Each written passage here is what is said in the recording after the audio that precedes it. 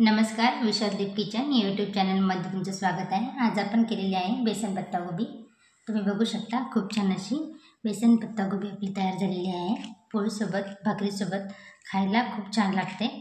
तुम्हाला जर अशी रेसिपी करायची असेल तर पूर्ण व्हिडिओ बघा। व्हिडिओ आवडला असेल लाईक करा, शेअर करा, कमेंट्स करा आणि चॅनलला सबस्क्राइब करा। आज आपण करणार आहोत बेसन पत्तागोबी। त्यासाठी लागणारे साहित्य: बारीक चिरून घेतलेली पत्तागोबी, ही 2 पाण्याने स्वच्छ धुवून घेतली, बेसन, एक बारीक चिरलेला कांदा, कोथिंबीर, मीठ आणि लसूण आणि जिरं काढून घेतलं खलबत्त्यामध्ये, मोहरी, काश्मीरी लाल मिर्च, हळद आणि लाल तिखट। तसं भाजी करण्यासाठी कढईमध्ये 1 पळी तेल टाकलं तर तेल छान गरम झालेलं आहे। आता त्यामध्ये आपण मोहरी टाकूया, लसूण आणि जिरं,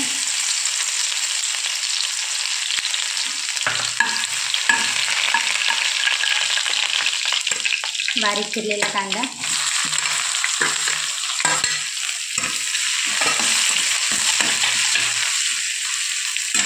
आता कांद्याला छान गुलाबी रंग येईपर्यंत परतून घ्यायचा आहे।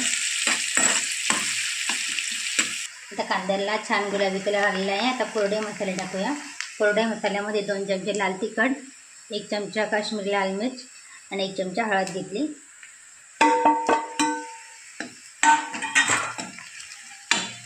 आता यात थोडीशी कोथिंबीर टाकूया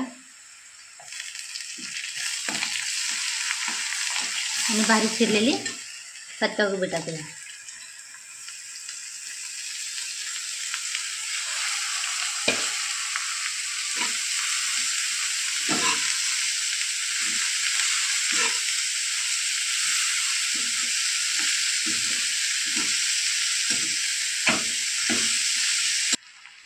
चवीनुसार मीठ टाकूया।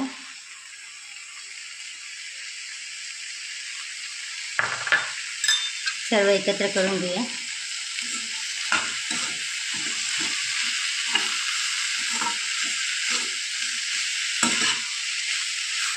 आता याच्यावर आपण झाकण ठेवूया।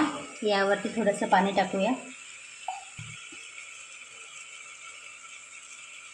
आणि 10 मिनिटापर्यंत भाजी छान शिजून घ्यायची आहे। आता यावर जे आपण गरम ठेवण्यासाठी पाणी ठेवलं होतं ते भाजीमध्ये टाकून भाजी छान आता आपण शिजवून घेतली आहे। तुम्ही बघू शकता भाजी आपली छान शिजलेली आहे।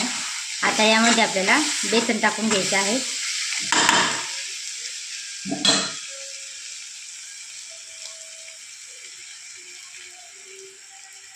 आता अर्धी वाटी आपण बेसन टाकून घेतले भाजीमध्ये। आता हे छान मिक्स करून घ्यायचं आहे।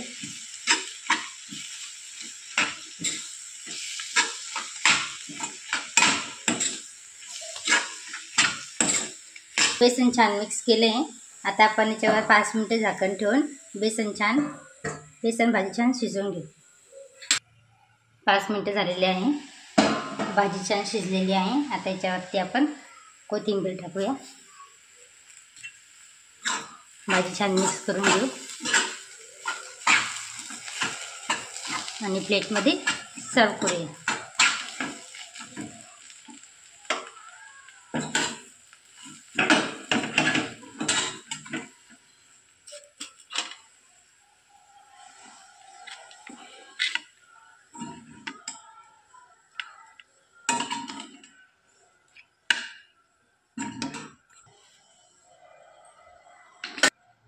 बघू शकता छान अशी आपली भाजी तयार झालेली आहे। खायला खूप छान लागते।